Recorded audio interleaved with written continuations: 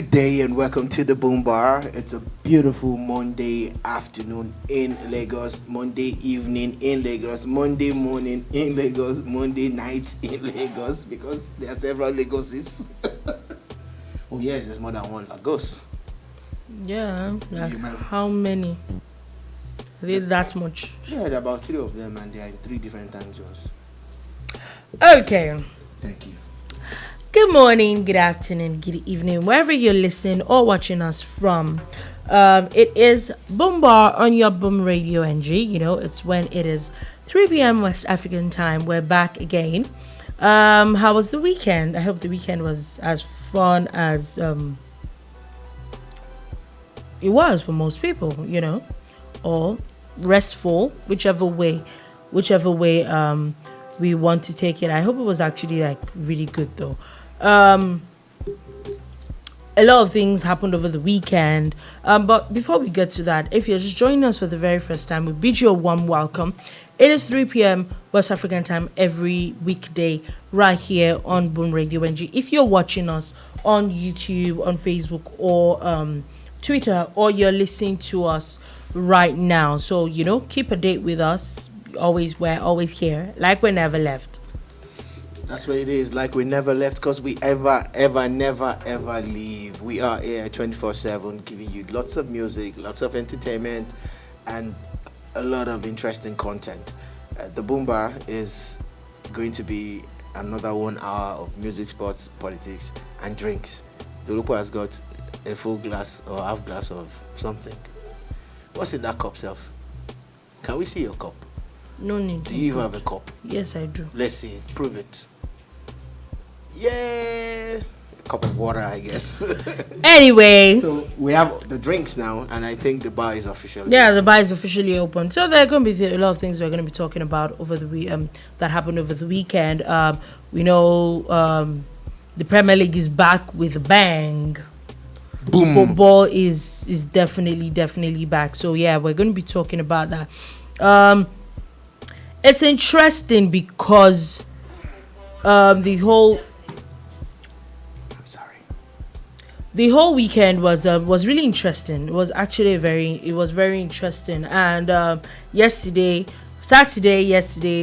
we still have things that we're talking about over. So for people that do not know, the Premier League game started on Saturday. It was Aston Villa and Everton. Aston Villa beat Everton again 2-1. Arsenal beat Leicester 4-2. Very interesting game, by the way. Brighton and Newcastle played 0-0. Manchester City beat Bournemouth. It's kind of it was not unexpected for me. Southampton and Leeds played 2-2. Wolves played 0-0 with Brentford. And I would say the game of the day that got everybody talking, that is still making some people heartbroken. Probably still going to make some people heartbroken till the rest of the week. Was the last game of that day. And it was Brentford playing host to Manchester United. And of course, that game ended 4-0 before 35 minutes. 4 goals from Brentford before the end of first half. And nothing, like absolutely nothing, could Manchester United do. And for people that do not know, they are at the bottom of the table. Bottom of the table with 0 points and -5 goal difference. -5. Just putting it out there for people to know the details. Hello. You're done gloating? I'm not gloating. I was just. You were actually. You need to see yourself. You're beaming from ear to ear. It's almost as if you got paid. You got paid to do what you just did. You didn't look like you were doing your job. You looked like you were doing an archer job. But it's allowed because it's football, and of course, these things come with football. And you haven't done anything wrong. Being an Arsenal fan that you are, it's a time to be happy because Jesus came through for Arsenal again. And this time, it was involved in every aspect of the game. You know, so it's all right. Anyways, the truth about the Man United game with Brentford is that I see it as a good result for them. And it also comes at a good time, being the start of the season, from a place where you've been champions, perennial champions, won the league 20 times or so. Of course, there'll be a time when people get tired of one team dominating, especially the Alex Ferguson era. But they are victims of their success, and this is where the problem lies. It's beyond what you see on the pitch. Yes, of course, it's about 11 players versus each other, and the value of the Man United team is well over the Brentford team. But if it was about value, if value played football, then the league would have ended, in the first 10 weeks or thereabout. But it's beyond that. So this is it. Man United are a victim of their success because a fraudulent takeover, although within the laws it was not fraudulent, happened to that team when the US family of the Glazers took over Man United. And if you go and check, there's a stats from the Swiss Ramble that I wanted to quote. The stats on Swiss Ramble that shows you teams that are owned by different individuals or groups and what they have invested. Now, when you're talking about value, this is arguably one of the 3 most expensive clubs in the world when it comes to, what Man United is what. They are fully commercialized, to the point where their training jerseys are sponsored, the sleeves are Everything sponsored. is sponsored. Some team only have one name, they have 2 or 3.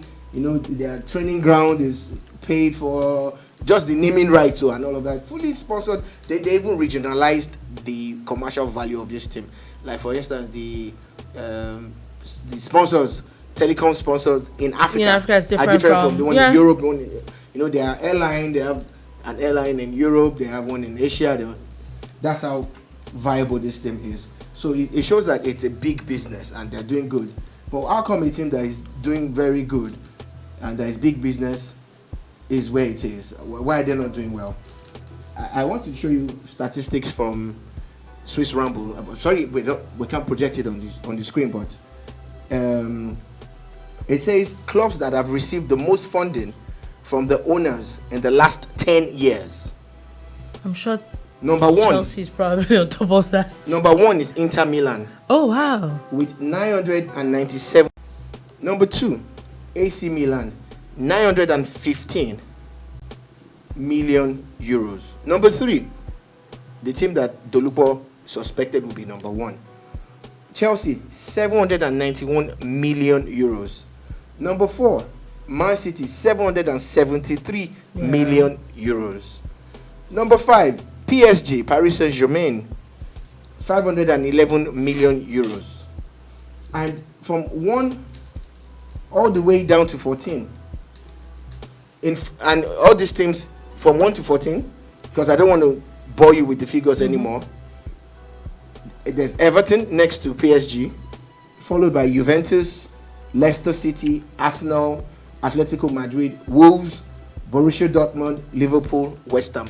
No Man United in the top 14. For a team that is one of the most... Top 3 when it comes to earning, when it comes to business. Top 3, top 4. Year in, year out. Yeah. Then there's something wrong somewhere. Definitely. If indeed the team Man United has made He's so much money, making that much and they are money. making that much money year in, year out, Yeah. they should be spending as much as these teams. Yeah. Or they should be sponsored by their owners as much as these teams. At least let them be number 15 or number 14 or number 10 or 12. But a situation where the owners of Wolves have even spent money. The owners, I'm not talking about the money the team has spent. No, don't get me wrong. No, the owners have pumped into it. Yeah. And that is where the problem lies. Now, So it's about the business. What you're implying is about the business. It's not about the business is affecting the on-field performance in the sense that there is no competition in that team for places. They have a high wage bill. They have bought perceived stars who are not delivering.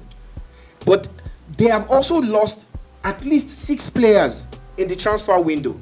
And what is how not many doing of them anything. have been replaced? Please, Nemanja Matic is gone. Paul Pogba is gone. Juan Mata is gone. You know, and even at that point, gone. there was already major issues With the team when those team. guys were there. They were underperforming. Of course, you're supposed to replace the people who left either with the same talent or better. And what did they bring in? A short central defender who is supposed to be good when he was in Ajax. But trust me, Dutch football and English football is not it's two different things, definitely. Tyrone Malacia, who might become a good player, but is virtually unknown. He's unknown quantity. Yes, I looked at his stats and he looks like a promising player, but they don't need promising players. They need people that will deliver right now. Eriksen, fantastic footballer, but with the health scares that he has, he might not be able to give you 100%. I think he even did fantastically well. I think that he like someone. Ronaldo is on that team, but you would for them to be fantastic. Do you understand? That's the problem. And you know, with this issue, I have something that came up again that I saw yesterday that is saying that the fans are planning to protest against the Glaziers on the next game. That the next game is going to be Liverpool. Not saying anything, but with what they play, I don't see them winning that game with Liverpool anyway. But that's not even where I want to go to. My issue is this same thing happened last year with the same Liverpool and they postponed the game. My own understanding is we don't have COVID. Don't let me say we don't have COVID. Up until now, those things are not the major issues. If your fans are going to disrupt a game, for me, that game should be forfeited. Well, you have assumed that they are going to disrupt the game. That's what happened the last time. No, Dolupo. It happened last season. Dolupo. You assume that they are going to disrupt the game. Okay. And there are several ways of protesting. They can all attend the game and stage a walkout. That is still a protest, except you have details of how the protest will go. They can all gather at the stadium and refuse to go in. They can be in there and not support the team at all and just sit down quietly. There are several ways that they can protest. I'm not sure they're going to disrupt the game. That's my opinion. Yours is very okay. I'm taking from the angle where it actually got disrupted last season. So again, every football game is governed by rules. There are statutes and rules. If there is fan trouble, the Football Federation in England, the Football Association, and the managers of the Premier League already have rules in place. They are not like some countries where they have to make the rules when something happens. Mm-hmm. So there are rules governing that thing. Funny thing is, the rule might be what you said, forfeiture of points. Funny enough, it might not be. It might not be anything close to that. So it's more about understanding again the rules that are on ground that govern the game in the context of those rules and how they can be applied as against. Yeah, I get it. I'm just saying that I'm not sure that is fair on the other team. It's not necessarily fair on the other team. They will come prepared, they want to play their game and everything. But I'm just saying that there are rules. So you don't know if the rules will favor the other team. Except you tell me already that, this is what happens in that situation. All right. Then we'll definitely see how that goes. The fans have a right, without breaking the law, to register their grievances. It is their money that is being siphoned away by the so-called owners of the club, who have taken out over £2 billion and have invested next to nothing in the club. And they've done other things like put their own debts of their other businesses on this club. And these are things that will kill football. And there's no team that can survive this kind of situation. Take a look at how beautiful things are at Arsenal now. It's because there's money to buy the kind of players that they want when they want them. Take a look at Chelsea in the last 10 years. In fact, from the day Abramovich stepped into the gates of mix, Stamford Bridge, it was about getting the very best of players. Same thing and with coaches. Man City. Who knew Man City before? The very best of players and coaches. You know, so imagine if the owners of Man City were not pumping in their own funds, but they were just taking out. Mm-hmm. Man City will not compete. They can't. You know, who knew Man City a few years ago? What they need is a good coach. I think Eric Ten Hag is a good coach. He needs time. Same way I was advocating for time for Arteta, and he's still looking good now. And they need support, full funding. Players have to go. You need to cut off a couple of players. Then the ones that stay will know that there's competition for every role. But some players already know that they're going to stroll into the team because the team is not as great. The team is just there. It's very interesting. I'm not allowed to say the team looks like BS. It's very interesting because yesterday the coach officially cancelled their off day. To be honest, with that performance, you really don't need an off day because you didn't do nothing. That's what it is. That's what it is. I agree with the man. And also, he made them run a distance of about 18.3 kilometers. This was said to be the difference between how the Brentford team, that's how much the distance the Brentford team ran more than the Manchester United team. It was a very sad game to watch, honestly. And without taking anything away from the eventual winners, Brentford. Oh yeah, they were amazing on the day. They were the better team. Yeah, they played beautiful football. And you know, it's very interesting. Why I like games like this is because, you know, top team. Maybe if there was one penalty or two penalties, they'll be like, okay, it's because no.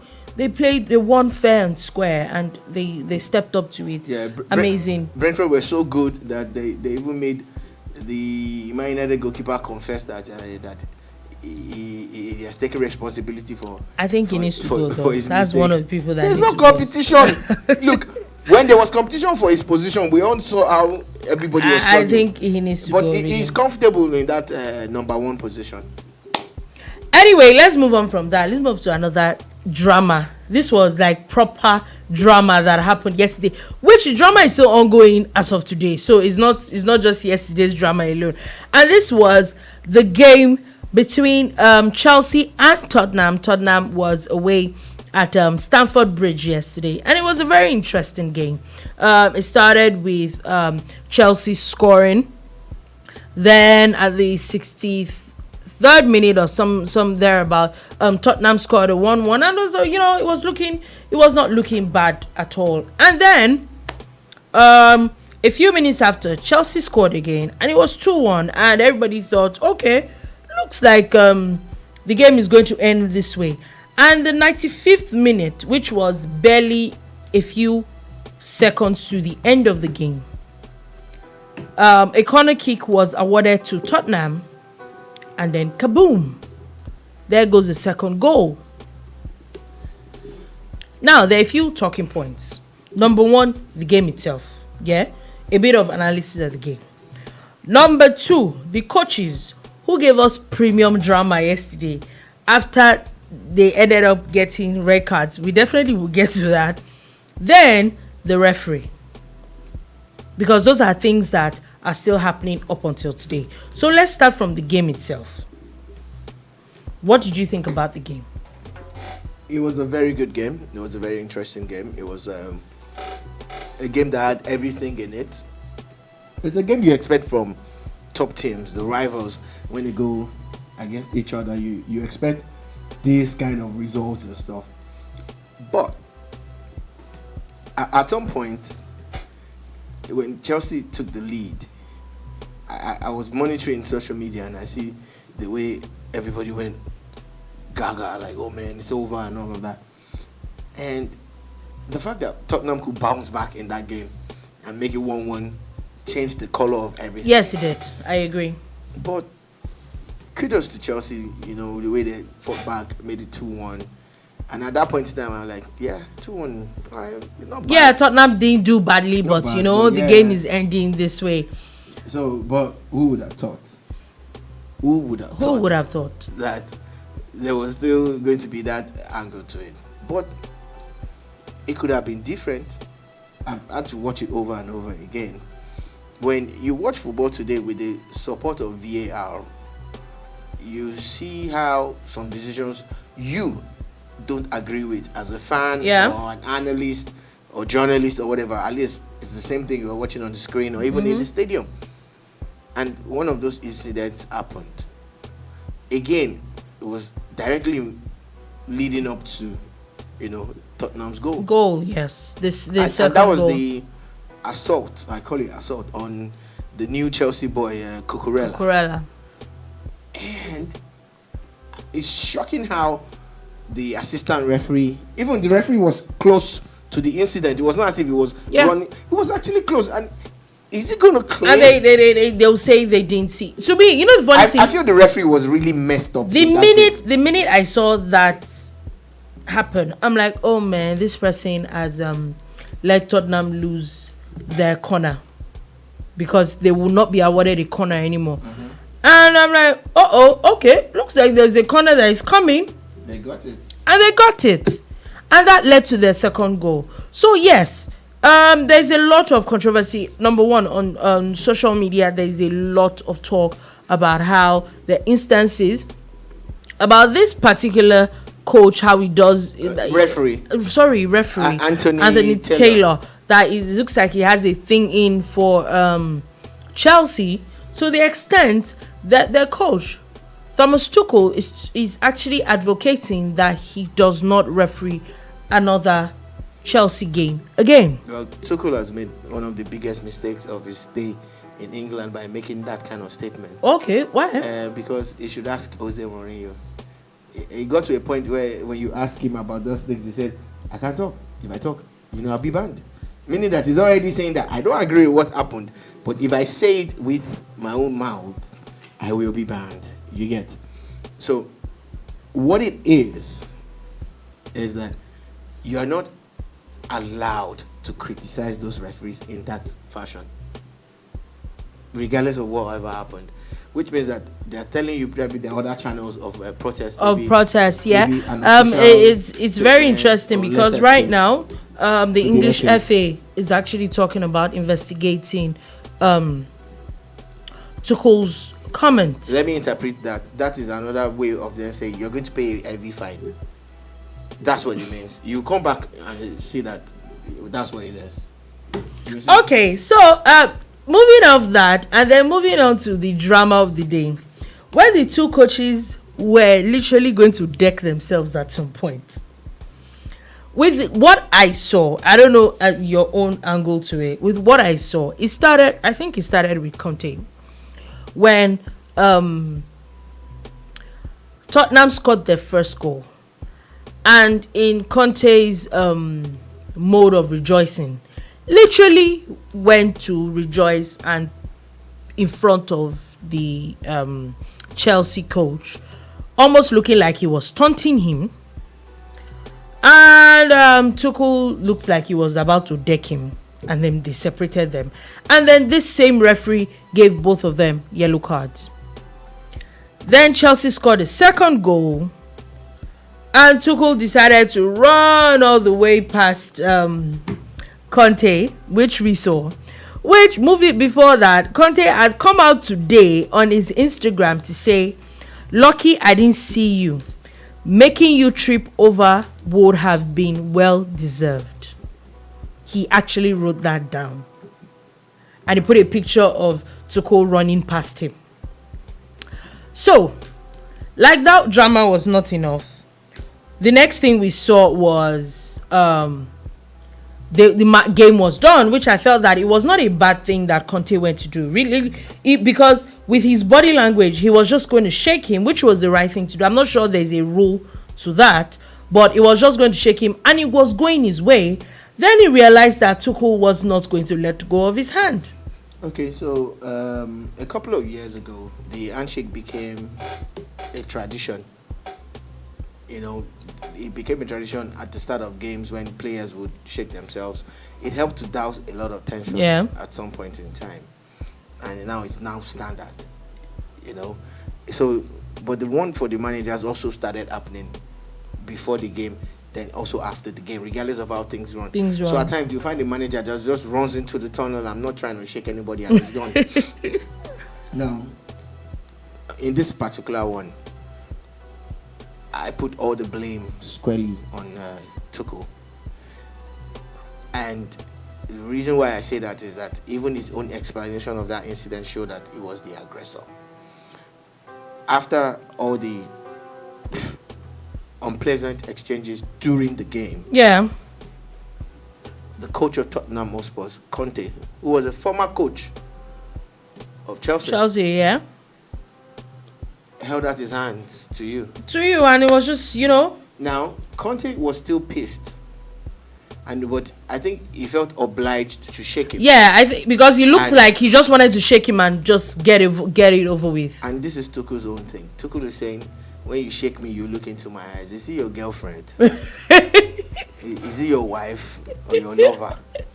Like, why is he looking into your eyes? Can we just shake and just move on? We don't have to be friends. We don't have to be friends. Let's shake and move on. That's all. I'm sorry. And I think that's what Conte was trying to do. And Tuchel, trying to act like, he's all gangster and stuff. Yeah. Held his hand and was telling him, looking, because you will see. Yeah. It's like, look into my eyes. Why should he look into your eyes? What was that supposed to do? You were wrong. He was wrong. During the game, what he did, what Conte did, he was wrong. Was wrong. Oh, yeah, it was wrong. Was wrong. And what Tuchel did in return was wrong. Was wrong. 2 wrongs don't make it right. And then it just have moved on. Now everybody is also now talking about, and that has led to them getting red cards. Now that going back to the referee, people are now talking that the game had ended. There was no need for the red cards. No, there's nothing like that in football. Honestly, not long ago did I realize that a referee could even come and give you a card in your dressing room. Oh. So people need to chill. I also found out not too long ago. So the fact that a 90 minutes game had ended does not mean that the referee could not, brandish his card again. For me, I felt that they both deserved it. They were really childish. I think that the referee was on point. Honestly, the only thing that referee did right this time around, was the coaches. Yeah, it was the way he handled the coaches. That's the only thing that he did right. The only thing. I felt it was completely unnecessary for people that don't know. They're going to attend next games. They're just going to be they're just going to be like spectators. They'll be in the stands. They'll just be in the stands. But we don't know what will happen if the FA decides to look at the match report, because there's going to be a match report. And if they review it, they might even increase the punishment. It might even include them not making it to the next games. There was a game that Mourinho was banned from the stadium, and he recently reviewed how he smuggled himself into the stadium just so he could quickly talk to his players, and he was taken out of the stadium in a laundry basket. And that at some point the thing was shut permanently, and it was like almost getting claustrophobic and everything. That's how far he went to make it into the stadium, but it was banned. It wasn't supposed to be there anyway. So yes, they could also be banned from even coming to the stadium. So yeah, we'll definitely see. This is definitely a developing story. We'll see what the English FA has to say about the coaches and also about the referee. Finally, before we move off sports, Super Falcons did it again, and now they've officially qualified for the quarterfinals of the under-20 World Cup in Costa Rica. Very interesting game. At the 83rd minute, they scored a goal against South Korea, making them the first to qualify in their group. They're on now 2 quarterfinals, and they still have one more game to spare. Yeah, the Super Falconets are one of the best teams that I've seen in recent times out of Nigeria. Oh yeah, I agree with you. Now let me start from a negative. I am not comfortable with Yeah, 1-0. 1-0 score lines and the goals coming late. But that's pessimistic. The optimist will say at least they did not concede up until the time they scored and did not concede after. That's the optimist talking. Let me be the pessimist and worry about how we cannot carry on, because if we continue to play like this, by the quarterfinals we're going to meet a tougher team. If we top our group, which I predict that we will, because I am almost 110% sure everybody has lost something else. Sure that we're going to beat Canada. Yeah. You get. If we carry on like that, it's going to be tough, and I don't want that. Kudos to the entire coaching crew, Coach Christopher Danjuma and his crew. And shout out to the NFF who put them together. But we have to do something about this late goals. Now, having said that, if you didn't see that goal, please go and look for it. It's beautiful. It is the kind of goal that you want the Super Eagles to be scoring. To score, yeah. And then you're like, okay, are these girls? Are you and they're joking? really young. Are they really young? Young like women, they're playing beautiful football. They are playing beautiful football. Someone said something, and I laughed. This team will beat Man United. Okay, is enough. The Super Falcons, they're so beautiful. Okay. And there's the organizers of the Women's World Cup that's happening now in Costa Rica. Yeah. Deserve a lot of kudos. Now they have noticed that Nigeria's second national anthem is important. Oh, yeah. I saw that and I'm like, okay. Without the music, I'm going to go off to come back and digress. Toby Amusan became world champion, and a fan, a non-Nigerian in the crowd, got her to come to his video on his phone, and he was like, lo, lo, lo, lo. And of course, she did the buga. Then, you take that and put it aside.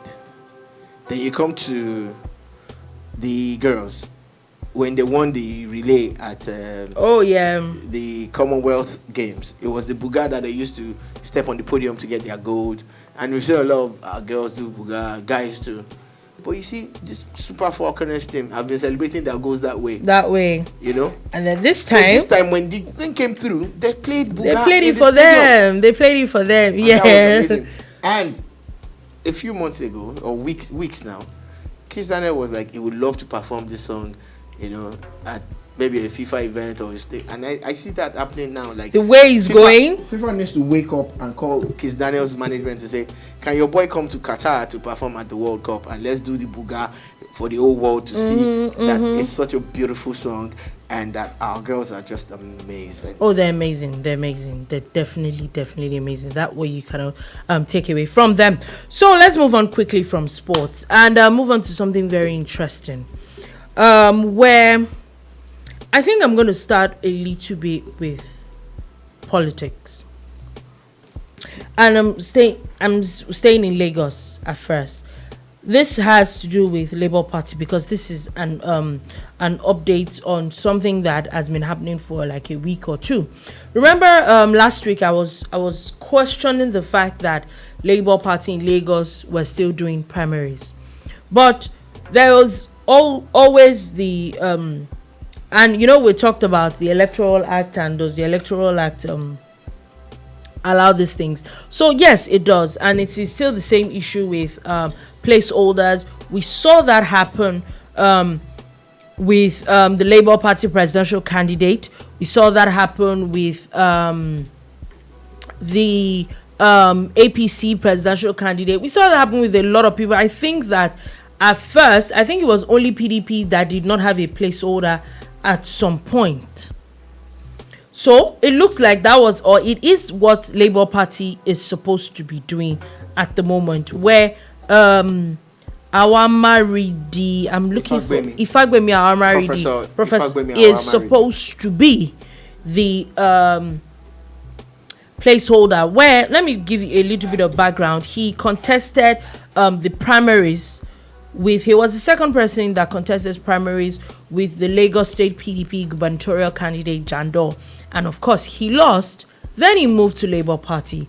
Then he was the one that was registered as the Labour Party Lagos State gubernatorial candidate. Now let me put something out. According to INEC, there's nothing like placeholders. Nothing like that. It is the issue of a placeholder comes up when the person that name has been submitted to INEC now swears an affidavit right at a court, takes it to INEC and says that I'm stepping down for this other person. That and only then will INEC literally replaces these things. Yeah. Now, Professor Awamaridi as was the supposed placeholder for the Lagos State gubernatorial candidate, and INEC had already released his name as the candidate, according to them. And of course, we know that over the last week, there was primaries where Gbadebo Roosevelt was announced as the Lagos State Labour Party candidate. So what was applicable was that Professor Awamaridi was supposed to step down, and then his name will be replaced with Roosevelt. Now, there's an issue. As Professor says that he is not a placeholder for anybody, and that INEC has released his name and he is the current Labour Party gubernatorial candidate for Lagos State. It is a dicey situation.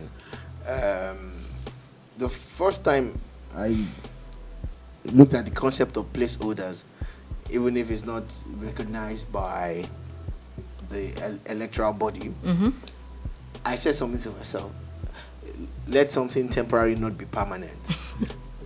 Yeah, and that was a lot of people's fears. Yeah, I didn't know it was going to come to pass so soon. You know, it is a very dicey situation in the sense that there's really nothing the Labour Party can do unless he steps down, other than to appeal to Professor Ifagbemiawamaridi to say, look, you know that you were supposed to do this, or we're sorry, this is how you feel. Could you kindly step down? You get, please, and and maybe placate him and beg him and tell him that don't worry, there'll be compensations here and there. Reach some kind of compromise, because politics again and life in itself is about compromise in a lot of cases. Negotiations and compromise. That's the only way this might happen. Or maybe he gets beaten by a bug of, it changes his heart rationality and says, you know what, let me step down. This new person seems to have the support of the party, and let me not be a killjoy or a spoiler. But having said all of that, his emergence to me is even wrong. You're not supposed to contest or fill two forms now. It's interesting how they all did. Because the person that contested too, that is the Labour Party candidate right now, was the PDP aspirant. They said he stepped down. I've heard some discussion but he bought a form. Exactly, but he bought a form. He didn't contest, but he bought a form. But I think buying the form is not the issue. That's the issue. According to INEC, you cannot sign two forms. So for me, that's the problem. The moment you even pointed out the fact that the guy was in PDP before, I started like, what's going on here? Oh yeah. Are these guys deliberately trying to implode on their own, or is it that they don't really care? Can they get a candidate? Like all the candidates in Labour Party all moved from what's he called? They all moved from PDP. Added to Salvador, who was in APC but was previously in PDP as well. Like everybody is it's just a whole recycling issue. There's no new person, there's no fresh blood nothing at the end of the day. So we'll see how this drama is going to unfold. For the sake of what's it called, I know that you had talked about this before, and I hope we'll see. We saw it happen what's it called now, in Akwa Ibom and in Yobe. As now, according to INEC, I don't even know how this is happening, but they do not even have, APC does not even have a senatorial candidate in Yobe North, according to INEC now, and also in Akwa Ibom East. I'm not sure exactly where the senatorial district, but senatorial district of Senator Godswill Akpabio. You know, all this drama, all this infighting, those are the kind of things that it causes. People really should set their house in order before going out in the first place. And I'm shout out to INEC. I think that INEC, this set of INEC is not they're not playing around. You stick to the rules or nothing, and that's it. So let's move on from that. I'm still talking politics. I'm talking about someone that is trending today, and is in the person of Governor Nasir El-Rufai, who, give it to him, is very, very active on his social media. He does not allow things to just fly past him. And one of it is a tweet where a particular person, an Abdullahi Umar Zama, had written about 10 times Kaduna 2 million march for Peter Obi. He did not tag Governor El-Rufai. He was just tweeting it. Then Governor El-Rufai quotes the tweet and says, in Kaduna, not Kaduna Twitter, I hope you get 200 persons on the streets, including those imports that can't open their shops on Monday and came on overnight bus last night. I just they laugh walai talai. Why? Why was that necessary? I think you asked the question and you answered it by yourself. So let's move on to the next one. Why was it necessary? Okay, you won't move, Abi. You like trouble. Okay. I think, on a real, that tweet was a tad bit overboard, especially when he made reference to people who arrived via the night bus who cannot open their shops on Monday. It speaks to only one part of Nigeria. Oh yeah, where there is a sit-at-home order every Monday. The order is not given by the federal government; it's given by an alternative. That thing still used to bust my head till tomorrow, though. But we move. So, I think it was low on the governor's part. My opinion. I think he could have also just ignored and carried on with his daily chores. Yeah. But he was not even tagged in it. But I always believe in free speech also. Although within the confines of the law. I believe in free speech, and I feel that the governor felt he had to respond, and he did. He responded. However, he did not stop there. He still responded. Oh, it was responding to everybody. People are saying things and he's responding to them on Twitter. These are interesting times to be alive. You can interact with the governor of your state just by getting on social media. But I just don't like the reference to the Monday sit-at-home.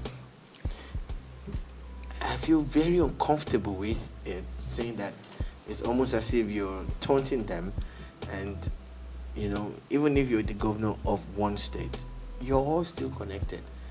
You're all still in charge of Nigeria collectively. So for me, Governor El-Rufai should chill. We get it. We know what he's doing. Honestly, if you look at it from PR and look at from the political angle, you get it. You get what the man is. And it's funny that people don't see that he's engaging and he's working. Because the more you curse him or you say anything, he's trending. The more prominent you make him. Yeah, I agree. I agree with you. But I think he should Probably should have mentioned. Maybe rein it in a little bit. That's also what I feel. Very interesting news that I was going to that I saw over the weekend, and I thought that it was something that was worth talking about. And this is Lagos State, coming all the way to Lagos, where Lagos State Governor has now ordered the reintroduction of history into the school curriculum. You know, I believe that it's a welcome development. But I think that the matter of history in schools has been overflogged and overanalyzed. And it's going to be an anticlimax. Okay, how? Bringing back history is what everybody is clamoring for. Yeah. But what's the history that is going to be content that you're going to teach these students in secondary school? Are they going to teach them recent history as near as June 12, 1993? Or they're going to teach them the Lord Lugard or the original Lamurudu and Oduduwa? The content is very important. Yes, I agree with you. So the entire first things first, kudos for bringing back history in Lagos. But the entire curriculum needs to be overhauled and restructured. Last week, Kenya became one of the first African countries, to infuse, coding and STEM and all into their educational curriculum for I think it's junior and senior secondary. That is the future. That is what we need. Do you get? It becomes the norm. Well, we are bringing back history and we're making noise about it. I'm not saying that you shouldn't bring it back again and repeat.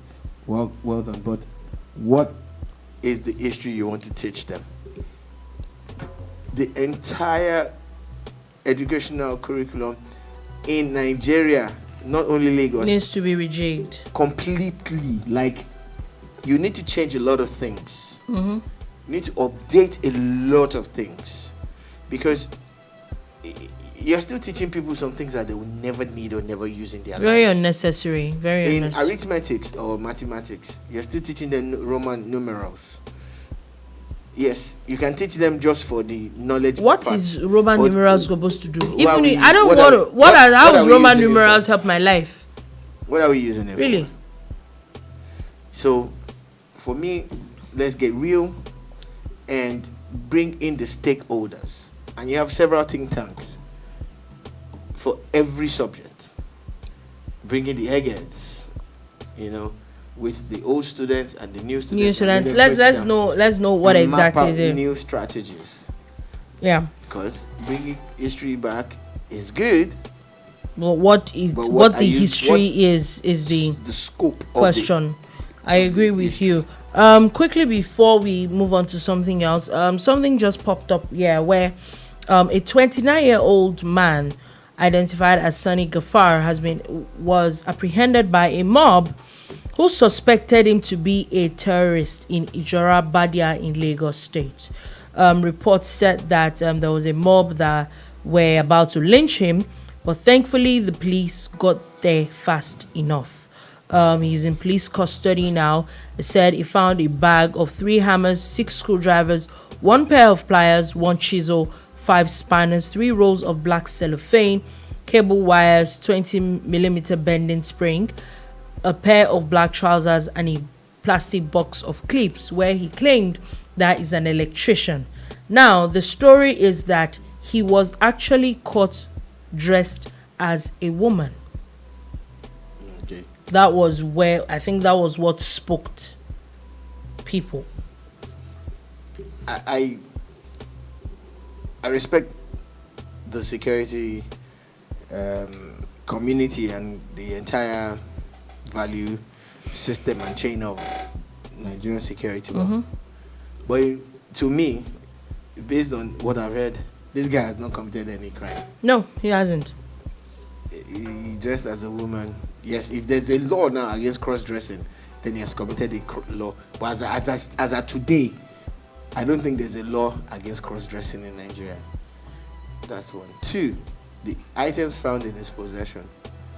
I did not see them mention a bomb or elements or proponents or things that you need to make a bomb. I did not see them mention a lethal weapon. Yeah, you know, for me, So I like the fact he has hammers and nails and stuff. Claims to be